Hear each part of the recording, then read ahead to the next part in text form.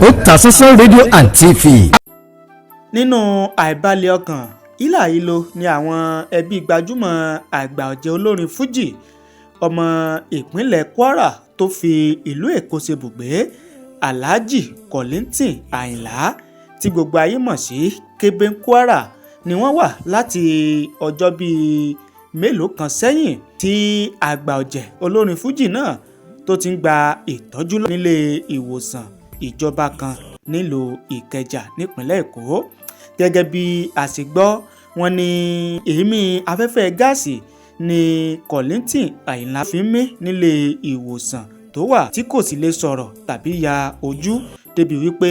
yóò jẹun rárá. Lọ́jọ́ 13 oṣù kínní ọdún 2024 yìí ni àwọn mọ̀lẹ́bí Kollington Ayinla gbé dìgbàdìgbà lọ sílé ìwòsàn aládàáni kan tó wà ní tòsí ilé rẹ̀ tó wà ní Alágbàdo fún ìtọ́jú kó tó di wípé ilé ìwòsàn náà kọ ìwé fún àwọn mọ̀lẹ́bí Kollington Ayinla láti gbé lọ sí ilé ìwòsàn ìjọba tó wà ní Ìkẹjà nílùú Èkó. Gẹ́gẹ́ bí a ṣe gbọ́, wọ́n ní àìsàn ìtọ̀ ṣúgà ẹni ó ń bá Alhaji Kollington Ayinla fínra léyìí tí ó mú kí gbogbo ara Alhaji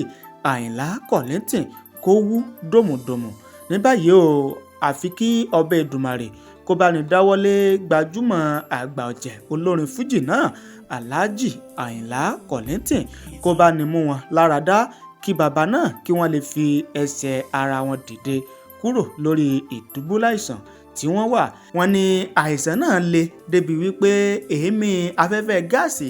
ni bàbá ni wọ́n fi ń mí lórí ìdùbúlẹ̀ àìsàn tí wọ́n wà débi wípé wọ́n lè jẹun, wọ́n lè yajú, wọ́n sì lè sọ̀rọ̀ débi wípé wọ́n dá ẹnìkankan mọ̀.